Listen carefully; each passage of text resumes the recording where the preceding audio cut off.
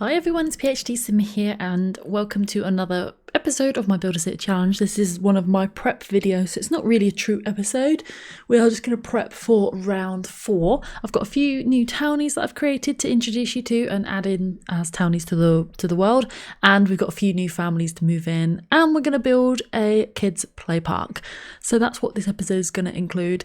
And yeah, I can't wait to introduce you to the new Sims I've created. I'm so excited. I love their personalities already. I'm just so excited. And I've already got ideas for what careers, businesses I want them to have. So I definitely had that in mind when I made them in CAS. Okay, so we've just joined Ella's household and I've added in the new Sims. So I will show you, some of them are still hanging out. Let's start with the first one, who is Erica Frost. Erica is going to be our baker, town baker. She's going to own a bakery. She's pretty cute. I really like Erica. Erica is a fortune sim and she's going to be a secondary family sim, so we'll set that up. We have Heidi Stone. Heidi's going to have her own tattoo parlour and probably like a piercing shop as well, so she's going to do piercings and tattoos for people around the town. I love her hair. She's got like this shaved lotus into the side of her hair and she has some piercings as well, and she's just super cool. Really like Heidi. Heidi is going to be a pleasure sim. And then we have Louis Driver. Louis is over here. Louis is going to own like an internet cafe or an IT type shop. So this is Louis. You can just sort of just see him there. He's really cute as well. And Louis is going to be a knowledge sim. Probably just a pure knowledge sim. And then the final sim we have is Molly Miner. And Molly is just here. She is absolutely adorable as well. And Molly is going to run a daycare for our little toddlers. Yeah, so Molly's going to run like a little daycare. So those are our new Sims that will be townies to start off with. And then we'll add them into the game as we need to. But we just need to set them up. So, sorry, I've got their aspirations a bit wrong. Sorry. Erica, yes, you are indeed a fortune sim. And she's going to be a pure fortune sim, Erica is. Currently, her lifetime want is to become the head of CIA. She's going to be a baker, so we'll probably give her something that's achievable. If we do or do not do it, doesn't matter, but I like to have something achievable. So we do have the aspiration picker mod thing. And I also need to get job stoppinators for all of these Sims. So we put these in their inventories. So Erica, why don't we come and choose your lifetime want? We'll go for the ones that are personally available to you. I did take a note of how much money Anthony and Ella had before I moved these Sims in, so I'm going to put it back to the exact amount of money they had. So, self-employment talent, platinum life aspiration, head of successful family, exquisite mansion, earn lots of money. What's earn lots of money? Let's see this one. This sim has a lifelong dream to earn an unbelievably large amount of money in their lifetime. When this want is fulfilled, the sim will achieve platinum. Earn 25,000 plus 10,000. Also, total wants to earn 100,000 simoleons. Yeah, okay, you can do that. And Erica, I think you're set up. Oh, I do want to set everybody's sexuality. Erica is going to be gay. So gender preference, Erica Frost, she will be gay. And Heidi, who is our tattoo artist, is going to be straight. Louis is going to be bi. Molly is straight. Yeah, Molly is straight. Just checking my spreadsheet as I'm doing this. Molly is straight. Yeah, so this round we had 2 straight Sims, 1 gay, 1 bi. That's how it's like randomised. That's good. So I've set the sexualities. I've given them the job stoppinators. Now it's just time to get them the aspirations they want. Lifetime aspirations. So we finished with Erica. So we're going to townify her. So I just use a sim blender to do this. We're going to make her a townie. And then we have Heidi. Heidi is a romance sim. Currently, she wants to become a world-class ballet dancer. We will change that. We'll get her to choose from personally available. Okay, so since she's going to be a tattoo artist, we won't go for a career one. We could do multiple simultaneous lovers, job hopper, professional DJ, platinum aspiration, dance contest, woohoo with many different Sims. And there's not many here, is there, really? We'll give her the simultaneous lovers one. And then we'll townify her. Oh, it looks like Anthony and Ella are about to woo-hoo. So let's townify her. And Louis is a knowledge sim. Currently wants to become a visionary. He's not going to do that. I mean, I could choose ones that aren't personally available, but I don't know. Maybe I'll think about that. Maximize all skills. That would be very hard. I think, well, you know what? Let's try it. Why not? We'll give it a go. We'll make him a townie. Then our final sim, Molly Miner. She is a pleasure sim. Oh, I'm going to give her the secondary family for her. The others didn't get secondaries, but we can decide once we get to that round. But I definitely want Molly to be secondary family. She wants to run a daycare and also have a bazillion kids of her own, probably. And her current life aspiration, because she's primarily a pleasure sim. She wants to become a professional party guest. We're going to change that. And we will give her... I wonder what this versatile hobby enthusiast one is. Don't think she's going to have much time for hobbies. Reach maximum enthusiasm in 5 hobbies. Virtually going to be impossible, but we'll let her try. And we're going to townify her. So they're all townies. Now we just have to delete their duplicates by putting on move objects so we can pick them up. And then we just delete them. Otherwise we have duplicates in the neighbourhood. I don't know why that happens, but apparently it does happen. So there they go. They've all gone. And we will set Anthony and Ella's funds back. So family funds, dashboard, and they should have, let me check because I did put a note, £41,033. There we go. Okay, so the next thing we're going to do is we've made our new townies, is we're going to bring over our new Sims that are going to move in. They might bring some money in as well. So we are going to move in Jake and Amber Heath, Lexi and Luca Jones, and Vanessa Miller. They're all going to move into the neighbourhood. So we're going to call them over. We're going to summon, let's find their names, Lexi Jones, Luke Jones, who's a toddler, Amber Heath and her brother Jake Heath, and the final one is Vanessa Miller. So these are Sims that we've known for quite a while because they are actually some of our townies. So we're going to add these guys to our household. So Vanessa is a pleasure sim. Just want to check. She wants to become a professional party guest. She can do that if she likes. She's currently unemployed, which is fine.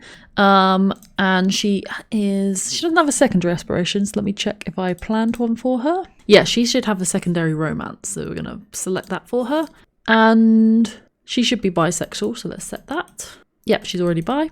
Cool. So we can get Vanessa to go ahead and move out. Lexi is currently, she wants to become the head of Poseidon, and doesn't currently have an aspiration for some reason. She should be family for sure. Oh, sorry, she's a primary fortune and she's a secondary family. So we'll set that for her. She is straight, so we'll just check it. And yeah, that's about it for her. Why is it saying she's knowledge? Did I click that? I might click that by mistake. And her son should just have the grow up aspiration. Yes, he does. And he's a toddler. Nothing strange going on there, doesn't look like. Cool, so we'll move those guys out once Vanessa's gone. I just like to make them quit their careers and things. So Vanessa's going to move out on her own. And then we'll have Lexi move out with her son. When we first load up their lots, we'll sort out their inventories and things like that. So she's going to move out with her son Luke. And the final ones to do are the Heaths. So Amber is a knowledge sim and she should be a secondary family. She's at level 8 chef. She shouldn't be, so we're going to have to get her to quit that job. Oh, she should also be, Amber should also be bisexual. And then, yeah, Amber just needs to quit her job. Jake is a pleasure sim and he should be a secondary fortune. Oh my god, he's bought so many shoes. We'll just get rid of those. And he should not have a job. Oh, how has he got level 6? I don't know how that's happened. So he needs to quit his job in a minute. And his lifetime aspiration is to become a professional party guest. I don't know why. He can if he likes. And Amber wants to create 300 vices on a robotic workbench. Okay. Why not? So we're going to move these guys out. And she can move out with her brother. And they can share a place to start with. And there they go. So we'll just let them go off the lot. There we go. So they are back to normal. So let's do family funds dashboard 41033. It's time to roll and see how much money these guys are going to have to move in. So I roll between 6 and 20. 6 is 6,000, 20 is 20,000. And I like my Sims to struggle at the start. So I always try to buy them a house close to what their roll was and give them like £1,000 to start off with or something. So I just use a random number generator on Google. We'll just go in order. So we'll do the Heaths first, and they got 18,000, pretty good. So let's find a house for them for 18,000, unless there's one in the neighbourhood that's been vacated. 9,000. Don't think there will be one that's worth that much money. I mean, all the rest are pretty low. I think with this, I'm going to place this one, and I'm probably going to go in and just renovate it a little bit so it's worth a bit less money. This is Ocean Drive number 4, and this is number 7. So we'll call this one number 5. Okay, so let's cheat their family funds. And the house is actually quite cheap now, but it doesn't have any furniture in, so I've left a little bit of money just to get some beds and things for these guys. It's a weird little house, to be honest. I'll show you when we load up. Okay, so here are the Heath brother and sister moved into the world. Super exciting. And this house has like, the main living part is upstairs, and then it has this basement that was a sort of home business, but we're just gonna do what we want with it, I suppose. So they haven't got a lot of money, but they have £5,000, so we'll furnish it a little bit for them. So there we go, that's them. And we'll get them, I'll just get my objects that I always like to have. Some of these you don't actually need, but I don't know, I like to have them. Yeah, I'm quite interested by their house, it's quite a bit different. And then we need to spin for our next Sims money, which will be 20,000. Gosh, this lot are lucky. And that, I guess, will be Lexi and Luke Jones will have a £20,000. Let's find them a nice house. I guess we'll start a new street of nice homes then. Perhaps we'll have one here. Okay, and let's give the family their money.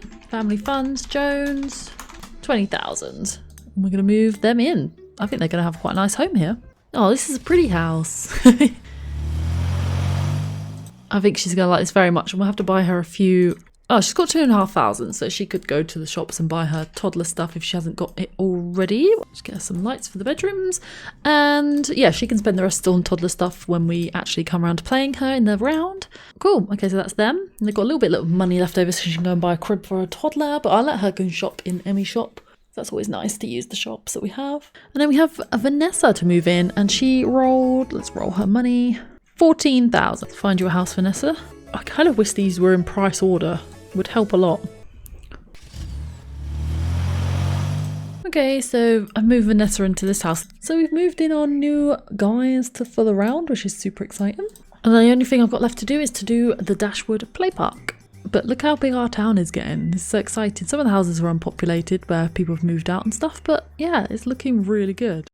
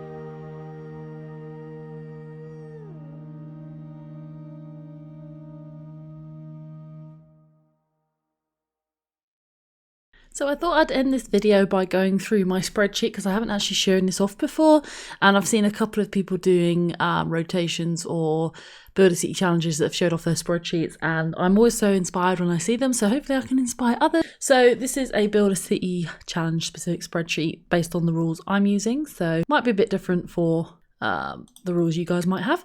Anyway, so on the first tab is my to-do. Any notes that I have, like as I'm playing, I might think, oh crap, before the next round I need to fix that. For example, I had notes about fixing the bathroom light and door. In Anthony's shop, I know his guitar that he's selling is bugged, so I'm going to delete that. And also we now have a music shop. He doesn't need to be selling that. And there's just various things. And I actually made a new townie. Although the spelling's different, I don't really want two Sims called Molly at this stage, so I'm going to rename one of them. So it's just like a little notes list of what I want to do. Then I have my round 4 spreadsheet, and obviously I'll just rename this round 5 when I get to round 5, and I just edit it up. So the first column I have the household numbers. So I have the household number, what round I'm on. Then I have the household name. Now this is based on who I've decided is the founder. But yeah, the household name, the location, so everyone's in Dashwood Hills at the moment, but we might have people in Blue Water Village, so I'll make a note of that. The Sim's first name and surname.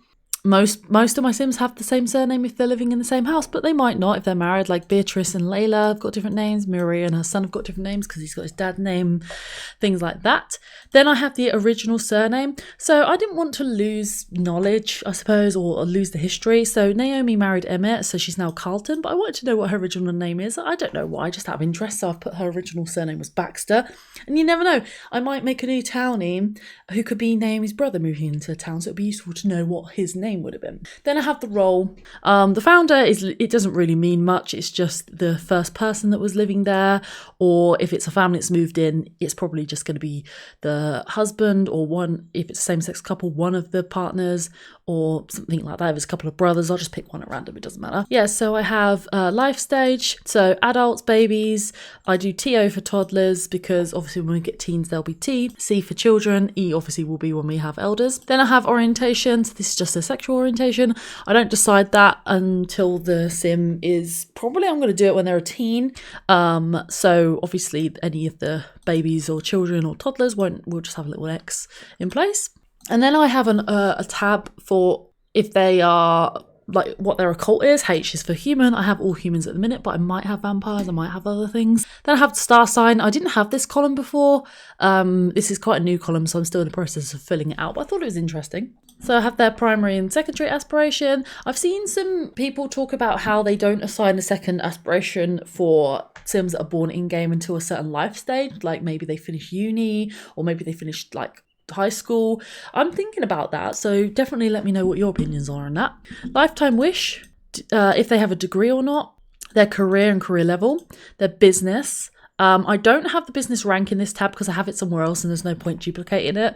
Their one true hobby, and I've started recently using the sub-hobby system. I may or may not do this. I'm going to see how I get on with it. Again, let me know how you play. Do you play with sub-hobbies? Then I have a column for some of my career unlocks. It's good for me to know whether a Sim has maxed a hobby or not, so I just keep a tab of that. So for example, Layla's completed the arts, she's maximised her enthusiasm in arts, and Benji's done the same for games. Then I keep a record of gold talent badges. This again is useful for unlocks later in the game if I want to unlock certain careers. So I've got 2 Sims that currently unlocked gold in sales. I have a note to say if a Sim is pregnant or not. It's just useful when I'm like planning the next rotation. I just know what's coming up. And then I have notes, so I don't use the notes column that often, but sometimes I want to remember things. Like, so for Jack Granville, he owns the fashion store.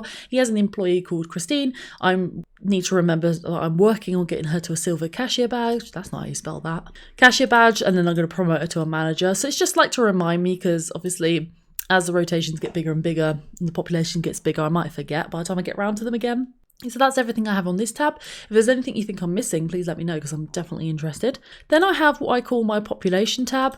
This is my number of households. So currently I have 15 households. I'm really bad at spelling in my own spreadsheet, I tell you. So yeah, I just use the formula E max, and then that tells me the maximum number that is in column A on the round 4 spreadsheet. So the maximum number is 15. So therefore it tells me I have 15 households. For the number of Sims, I do the formula count A, and then I'm referencing column E, and then I do -1.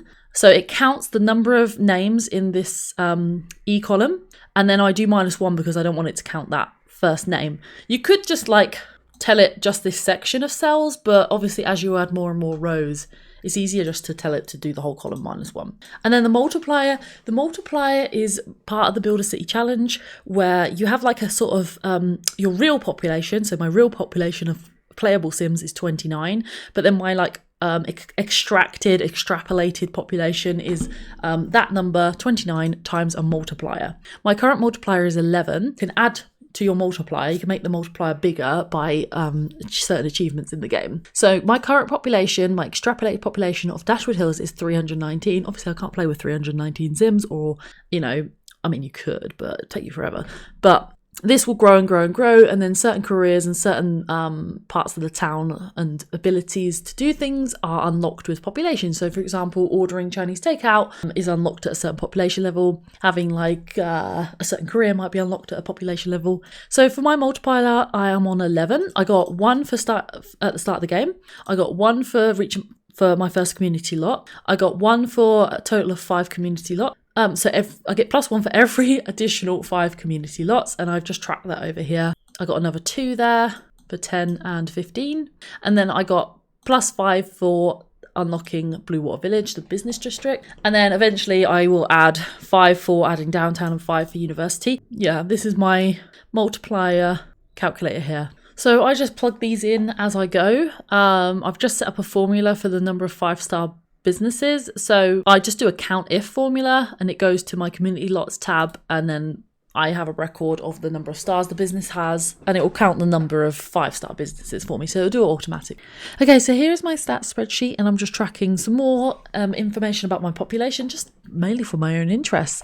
So I have a list of all the Sims that I have either that were my founding members, Sims that I've townified, whether I'm playing them or not, and then any townies I've moved in. I just don't include any people like, for example, gardening club members or people that are around the town that haven't actually moved in, unless I've created them in Create Sim or Body Shop and townified them myself, because I know I'm going to eventually move them and to play them, so I want to track their stats. So I have name and surname, how they were created. So I have 6 founders, that's never going to change. I've townified a lot of Sims. I've made a lot of Sims in the Body Shop and made them into townies, and they're red if they've moved in, and they're green if they moved in, and red if they're still townified Sims. And then I have Sims that have been born in the game, obviously. And then I have 1 Sim, but maybe more in the future, that has actually been brought in. You know, I didn't create this Sim, Aileen Thomason, but she's now she's moved in. And then I have their life stage, whether they're played or they're townies, in a sense of like, am I physically playing them, or are they actually just wandering around town?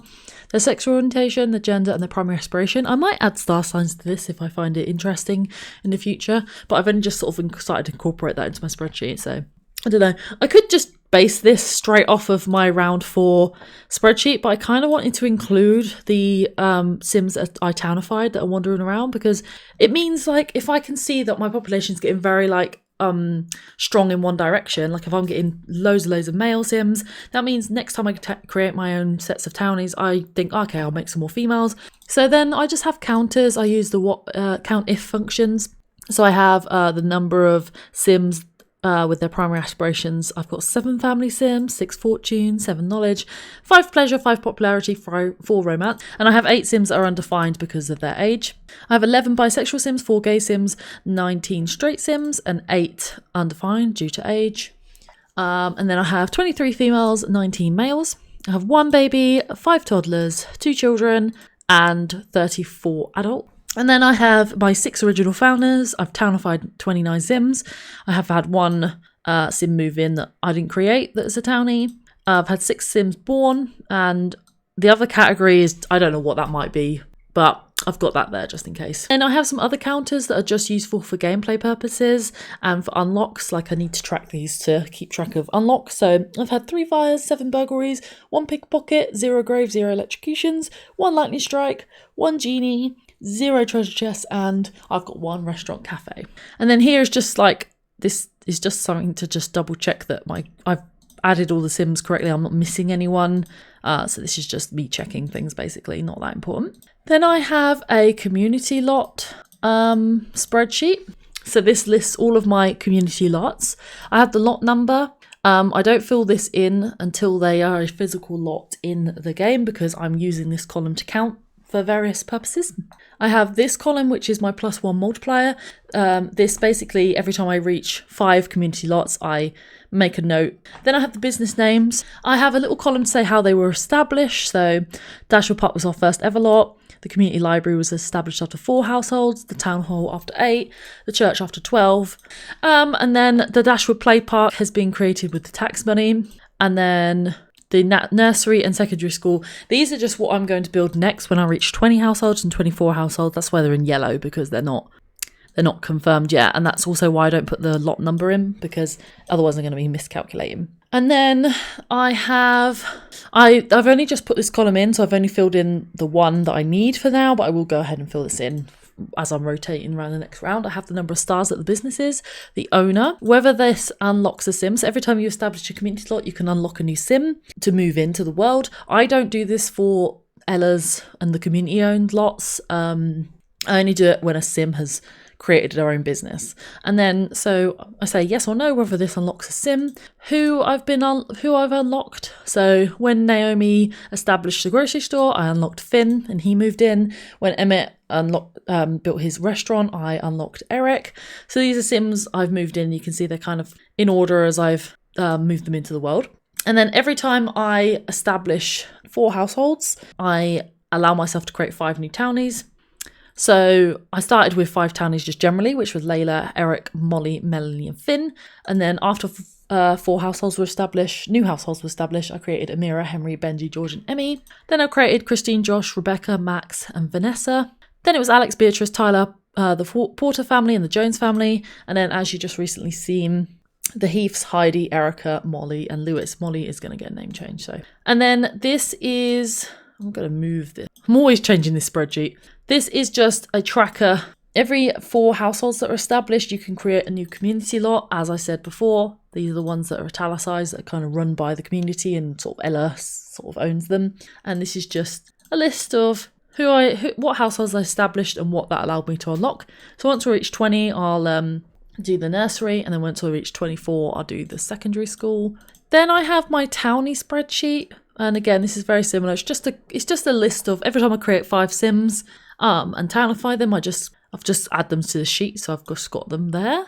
So then first and surname, their life stage, their sexual orientation, their primary and secondary aspiration, whether they've moved in yet, what round they started in, and then their business career. Some of this is just duped, but I like to have this. Some of it's duplicate information, but I like to have it on the particular tab. And then this is just like business and career ideas for each of them. You know, some of these haven't actually happened yet, but I've just starting to get ideas. Okay, so this is my tax money spreadsheet, my sort of expenditure. So I have the round, the household, what their household funds were at the start of the round. And then 10% of that is the tax. And I just mark off whether they paid it or not. I need to go in and get Molly to pay hers. It's just I highlight in red what I need to remember to fill in. And then this is new for round 4. I never did business value and business tax before, but I'm going to introduce that for round 4. And then extra tax is if they get those little business perks where they get money, they get like free money. They get like 1,000 for the first perk, and then 2,500, 10,000. It goes up and up and up. They have to pay 10% of that in tax. Genie tax, if they receive money from the genie, they have to pay tax.